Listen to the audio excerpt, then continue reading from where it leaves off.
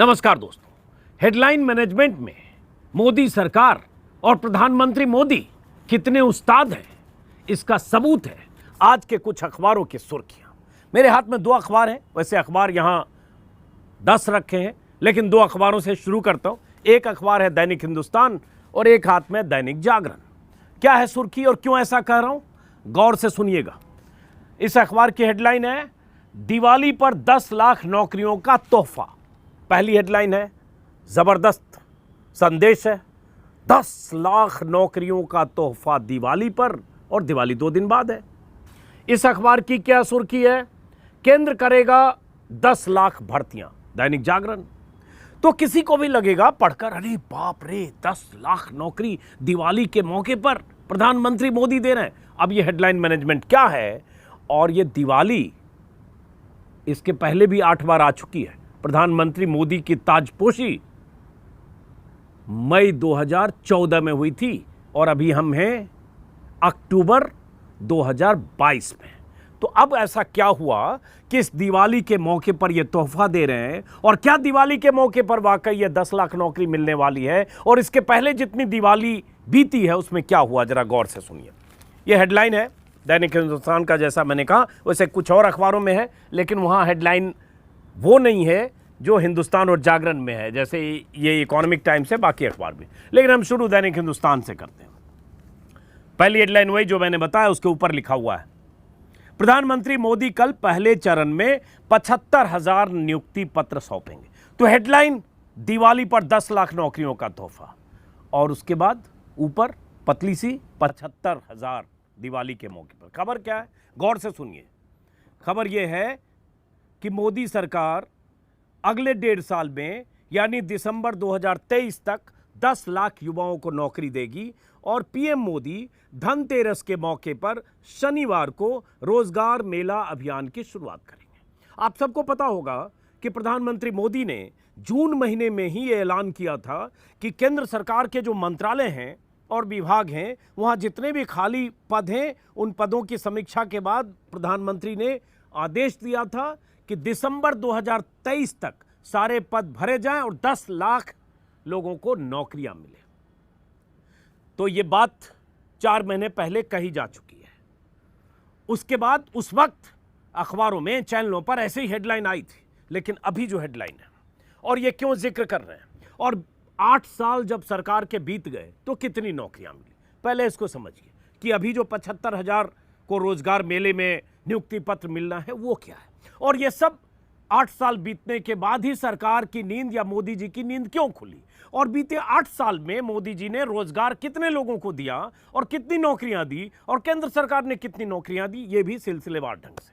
तो बहरहाल अभी ये है जो खबर के मुताबिक, जिसमें कहा जा रहा है कि कहां कितने पद खाली, जैसे इसी में जानकारी है कहां कहां तैनाती होगी। रक्षा मंत्रालय, रेल मंत्रालय, डाक विभाग, गृह मंत्रालय, श्रम रोजगार मंत्रालय, केंद्रीय औद्योगिक सुरक्षा बल, केंद्रीय जांच ब्यूरो, सीमा शुल्क, बैंकिंग, अलग अलग केंद्र सरकार के महकमे। जून में ऐलान किया था, मैंने बता दिया। अब शनिवार को 75,000 लोगों को अपॉइंटमेंट लेटर मिलेगा। 38 मंत्रालयों विभागों में नए कर्मियों की नियुक्ति की जाएगी। ठीक है, फील गुड, अच्छा। लेकिन सवाल तो यही है कि 75,000 को इस तरह से चौंकाने की तरह क्यों छाप रहे हैं। इस दिवाली पर 75,000 को नौकरी मिलने वाली है, जो 2 अखबारों की हेडलाइन है। अगले साल दिसंबर तक ये भरा जाएगा, लेकिन केंद्र सरकार ने नौकरियां कितनी दी है, और कितनी वैकेंसी है, भर्ती कितनी की है, और पद खाली क्यों है, और क्यों सालों साल पद खाली रखे गए 3-3, 4-4 साल से, चाहे पैरामिलिट्री फोर्सेज हो, चाहे सेना हो, चाहे केंद्र सरकार के अलग अलग महकमे हो, विभाग हो, मंत्रालय हो, हर जगह पद खाली क्यों है। और एक आंकड़ा कुछ महीने पहले सरकार के हवाले से ही आया था। वो आंकड़ा क्या था कि बीते 8 साल में केंद्र सरकार की नौकरियों के लिए 22 करोड़ लोगों ने आवेदन किया। 22 करोड़, हालांकि उससे ज्यादा है, लेकिन 22 करोड़ पे ही रहते हैं, लाख पे नहीं जाते हैं।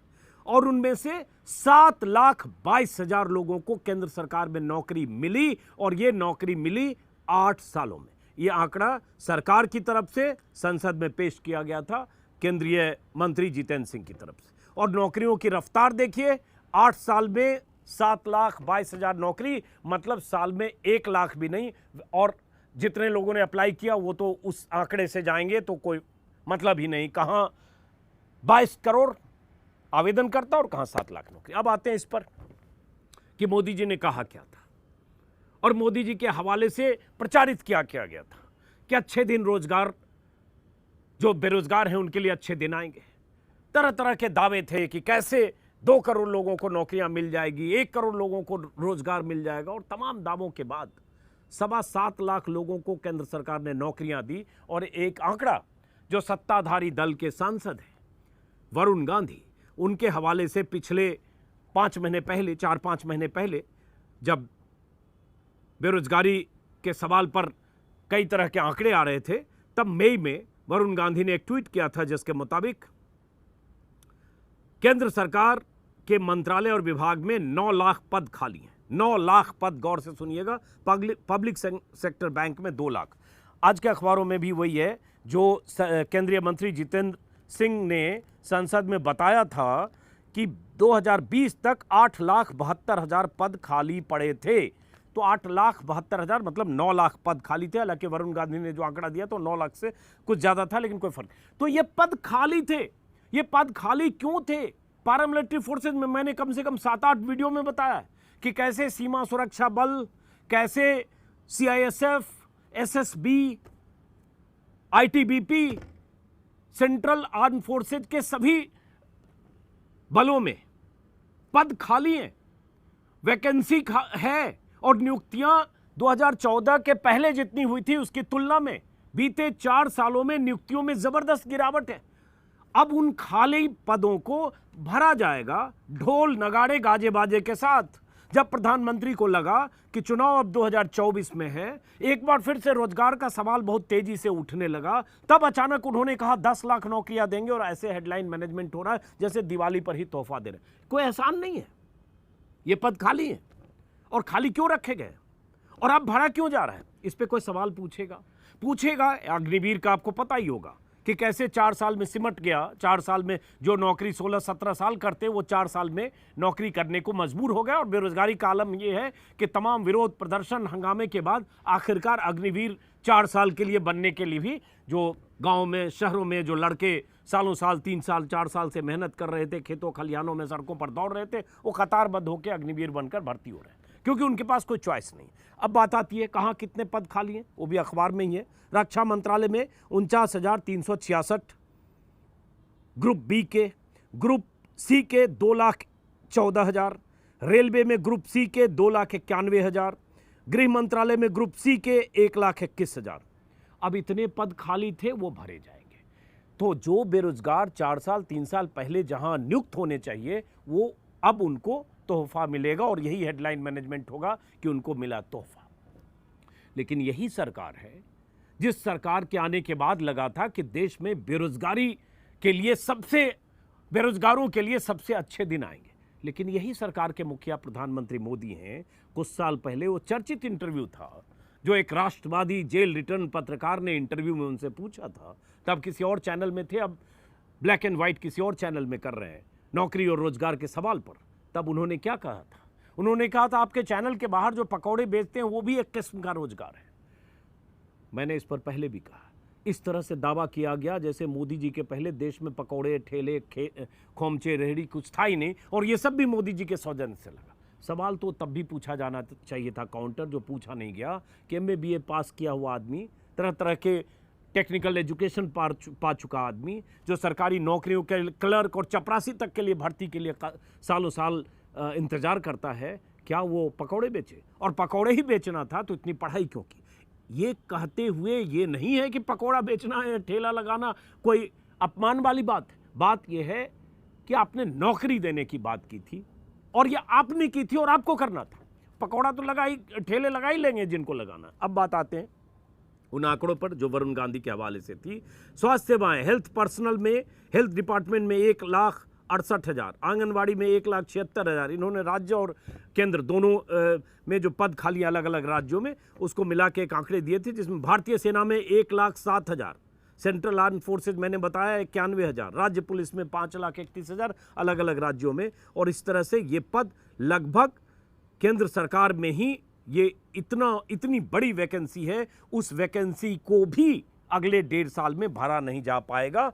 लगभग 60 लाख कुल रिक्त पद का आंकड़ा आया था, और ऐसे आंकड़े आते रहते हैं बेरोजगारी के और बेरोजगारों की मुश्किलों के। जैसे अभी यूपी की बात, हम यूपी में हैं, यूपी को लेकर कई बार ऐसे आंकड़े आए कि कैसे दावे किए जाते हैं कागज पर, और बेरोजगारों का आलम क्या है, बेरोजगारी का आलम क्या है। चुनाव के पहले भी बड़े बड़े विज्ञापन और फिर से एक बार विज्ञापन। हालांकि अब दावा किया गया है कि बस बेरोजगारी खत्म ही होने वाली है साल 2 साल 3 साल में योगी राज में। इसके पहले भी 5 साल में योगी के राज में जितनी नौकरियां मिली, उसको लेकर, उन आंकड़ों को लेकर तमाम सवाल है। मैंने चुनाव के दौरान भी कई वीडियो में कहा। यह अलग बात है कि पब्लिक या जनता या बेरोजगार, उनके लिए बेरोजगारी इतना बड़ा मुद्दा नहीं है। मंदिर बन गया, राम मंदिर की तैयारी है, दिसंबर 2023 तक वो भी हो जाएगा। अयोध्या में अभी दीप प्रज्वलित किया जाएगा हजारों लाखों की तादाद में। महाकाल का सब कुछ हो ही गया उद्घाटन, और यही नैरेटिव सेट करने की कोशिश की जा रही है कि लोग मंदिर, धर्म और इन सब में उलझे रहे, बेरोजगारी के मूल सवाल पर ना आए। और इसलिए अखबारों की भी बात करेंगे। ये अखबार जो इस तरह से हेडलाइन छापता है, ये सवाल नहीं पूछा जाता कहीं भी कि बीते 8 सालों में नौकरियों के सवाल पर क्या हुआ। अब एक खबर है बेरोजगारी की इम्तहा, ये खबर है छपी थी फरवरी में भास्कर में। 29 लाख बेरोजगार भागते भागते थक गए कि रोजगार ढूंढना बंद कर दिया। ये यूपी का है, और उसके आंकड़े हैं विस्तार से कि कैसे यूपी में लगभग 28 लाख से ज्यादा लोग यूपी में बेरोजगार हैं। आबादी बड़ी है, कोई शक नहीं। सरकार सबको रोजगार नहीं दे सकती, कोई शक नहीं। दावे तो करते हैं, और जब दावे करते हैं तो ये सवाल तो उसी सरकार से पूछा जाएगा। अब हाल में आपने तस्वीरें देखी होगी कि यूपी पीईटी के एग्जाम के लिए कैसे हजारों छात्र लड़के ट्रेनों में लद कर, ठूस कर, लटक कर, जान हथेली पर रखकर सैकड़ों किलोमीटर दूर परीक्षा केंद्रों पर गए थे। तस्वीरें गवाह, आपने देखा होगा, उनकी तस्वीरें वायरल भी हुई थी। कॉलेजों में, चाहे वो प्रयागराज हो चाहे बीएचयू, धरना प्रदर्शन यूनिवर्सिटी कैंपस में चल रहा है। इलाहाबाद में 400% फीस बढ़ा दी गई, 400%, 4 गुना। और वहां कई सप्ताह तक छात्र आंदोलन करते रहे। मुझे पता नहीं अभी क्या फीस उनको फिर से वापस या कम किया गया। अभी काशी से खबर आ रही है, बीएचयू से, कि वहां छात्र कुलपति के आवास के बाहर और यूनिवर्सिटी कैंपस में धरना प्रदर्शन कर रहे हैं, क्योंकि वहां भी कहा जा रहा हॉस्टल की फीस और कई कोर्स की फीस 50% से ज़्यादा बढ़ा दी गई। तो ऐसी खबरें तो लगातार अलग अलग जगह से आ रही है, जो रवैया है सरकार का। लेकिन उससे बड़ा मुद्दा यही है कि क्या युवा बेरोजगार, जो अक्सर ट्विटर पर ट्रेंड भी कराते रहते हैं, मोदी जी के जन्मदिन के दिन भी अक्सर बेरोजगारी दिवस मनाकर हजारों लाखों लोग ट्वीट करते हैं। रेलवे में भर्तियों के लिए या रेलवे में भर्तियों में देरी होने की वजह से 3-3, 4-4, 5-5 साल विलंब से भर्तियां होती है। जिसे नियुक्ति पत्र मिल गया, वो भी कहीं पोस्टिंग नहीं हो पा रही है, और कोई जिसने फॉर्म भरा उसका लिखित एग्जाम नहीं हुआ, जिसका लिखित एग्जाम हुआ उसका इंटरव्यू नहीं हुआ, जिसका इंटरव्यू हुआ वो उसे नियुक्ति पत्र नहीं मिला। इन सब के खिलाफ आंदोलन, प्रदर्शन, ट्विटर, सब कुछ। लेकिन सवाल ये है कि क्या बेरोजगार या युवा अपने आक्रोश का इजहार ट्विटर पर, सोशल मीडिया पर ऐसे करके अपने गुस्से को सीमित कर लेता है, या मतदान के समय भी ये बड़ा मुद्दा बनता है और वोट देते समय भी सोचता है कि बेरोजगारी ही उसके लिए सबसे बड़ा मुद्दा है?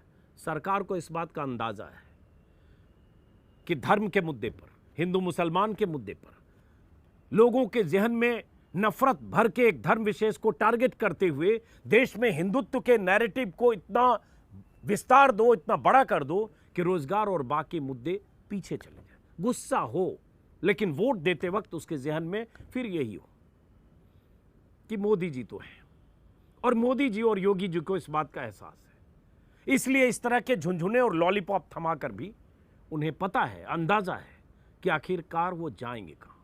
तो अगर छात्र हैं, युवा हैं, नौकरी और रोजगार के लिए आप अभ्यर्थी हैं, तो तय आपको करना है। फिलहाल हेडलाइन अखबारों की आपके पास आज के ज़्यादातर अखबारों में है। अब कल धनतेरस है और ऐसा लग रहा है जैसे धनतेरस, पहली बार ऐसा धनतेरस आ रहा है जिसमें रोज़गार मेला लगाया जा रहा है। मैंने पहले भी कहा 9 बार धनतेरस पहले भी बीत गया, लेकिन फ़िलहाल देखते हैं, कल के बाद इस पर फिर बात करेंगे।